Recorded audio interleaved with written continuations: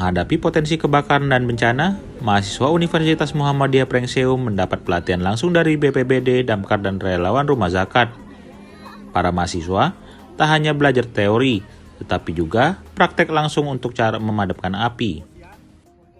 Pelatihan kebencanaan ini berlangsung di Aula Balai Pekon Ambarawa Kabupaten Pringsewu pada Rabu. Sekitar 120 mahasiswa kuliah kerja nyata Universitas Muhammadiyah Pringsewu yang bertugas di berbagai pekon sekecamatan Ambarawa turut serta dalam kegiatan ini. Para mahasiswa diajarkan cara menggunakan alat pemadam api ringan atau APAR serta teknik sederhana memadamkan api dengan alat-alat konvensional. Pelatihan ini diharapkan bisa meningkatkan kesiapsiagaan masyarakat, terutama generasi muda, dalam menghadapi ancaman kebakaran dan bencana lainnya. Dengan edukasi seperti ini, kesiapan menghadapi bencana bukan lagi pilihan, melainkan keharusan. Ataupun yang lain, kita hari ini setelah materi di dalam ruangan, kita hanya akan melakukan simulasi pemadaman kebakaran.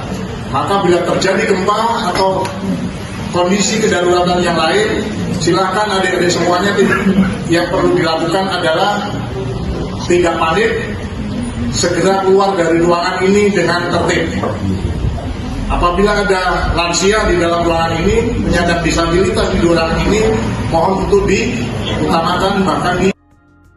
Dari Kabupaten Pringsewu, Okin Rajaya melaporkan. Menteri Ketenagakerjaan atau Menaker Prof. Yasirli mengingatkan mahasiswa Institut Teknologi Sumatera bahwa dunia industri semakin keras serta membutuhkan soft skill. Menaker dalam sambutannya di hadapan ratusan mahasiswa ITERA pada kuliah umum pada Selasa tanggal 21 Januari tahun 2025, ia mengatakan pihaknya mengingatkan mahasiswa ITERA bahwa dunia industri saat ini semakin keras serta mahasiswa atau kaum milenial harus membutuhkan soft skill pada tantangan dunia industri saat ini. Pihaknya mengingatkan agar mahasiswa ITERA untuk siap menghadapi dunia industri saat ini. Industri tentu membutuhkan orang yang siap bekerja dengan pemenuhan kompetensi tertentu. Sedang menyiapkan apa yang disebut dengan employment outlook. Ya, Pak Menteri Ristek sendiri sudah menyampaikan, ayo dari usulan dari Kementerian Ketenagakerjaan seperti apa tenaga kerja kita ke depan, dan kami akan menyesuaikan. Jadi itu sedang kita buat, sehingga itu nanti kita berharap kalau outlooknya 5 tahun, maka itu kemudian atau 10 tahun itu bisa menjadi masukan lah bagi perguruan tinggi untuk mereview kembali dengan evaluasi kembali ke ekonomi. Terkait pembangunan karakter, Pak Menteri kembalikan tadi kan ada persoalan komunikasi, skill, terus kemampuan bekerja sama dalam tim, terus kita sedang menyiapkan juga saat ini memang pelatihan kita memang banyak fokus di hard skill. Kami sedang mencoba masih melakukan kajian sebenarnya, artinya dalam batas tertentu terkait dengan pembinaan soft skill itu juga perlu kita bekali mereka saat mereka mendapatkan pelatihan terkait dengan hard skill. Ya tunggu aja. Sebenarnya aturan itu setiap perusahaan itu dia harus melaporkan omongan yang ada di perusahaan. Ini kita sedang membuat platform sebagai siap kerja sehingga semua perusahaan itu dia wajib melaporkan. Menjelang itu yang kami lakukan adalah kita hunting. Dengan kegiatan-kegiatan job fair yang kita lakukan. Jadi setiap job fair itu kita dapat 50.000 lowongan, kita dapat ada 30.000 lowongan. Itu cara kita untuk menuju ke sana sampai kita punya satu sistem, satu data terkait dengan labor market information system. Ini yang sedang kita bangun. Tapi data dari Kementerian Perindustrian menunjukkan bahwa sebenarnya rekrutmen atau jumlah pekerja di industri tertentu itu naik. Jadi saya katakan dalam industri-industri tertentu jumlah PHK itu ada, tapi di industri lain jumlah yang bekerja itu juga meningkat. Jadi bukan berarti kemudian industri itu turun, enggak juga. Dalam beberapa hal malah kemudian industri itu naik. Masukan untuk apakah perguruan tinggi membangun kurikulum, kemudian masukan juga buat adik-adik, tidak harus lewat kuliah ya, artinya dia bisa belajar. Oke, cukup. Ada kurikulum di sini kan ada data science tadi saya ada Science, informatika, kemudian kita juga ada pusat.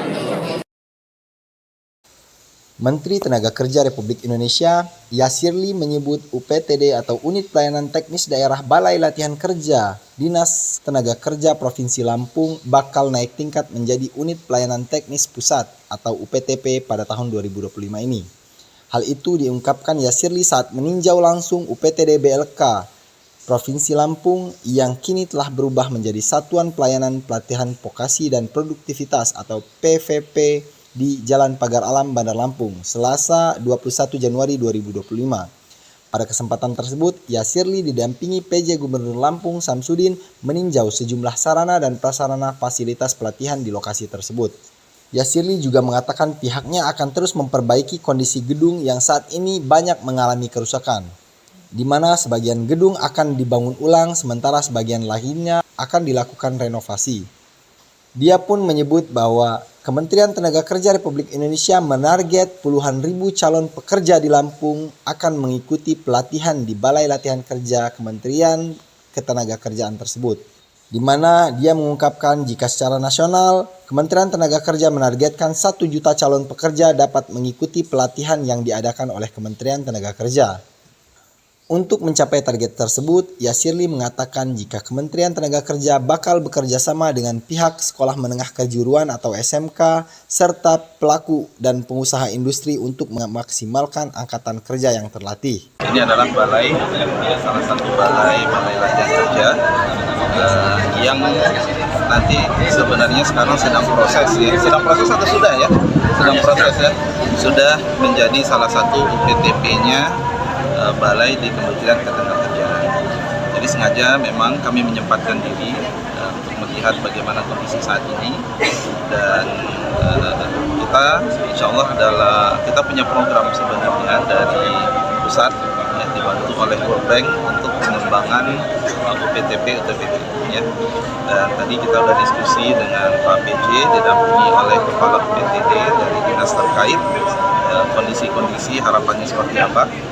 Dan harapan dari Pak PJ sendiri bahwa dan itu insya Allah ya, kita sudah lihat rencana ke depan kita, ada Pak Dirjen di sini bahwa tahun 2025 ya, ini kita berharap sudah jadi dengan kondisi sebuah balai yang harusnya itu cukup bagus dan akan menjadi salah satu kebanggaan untuk Provinsi Lampung.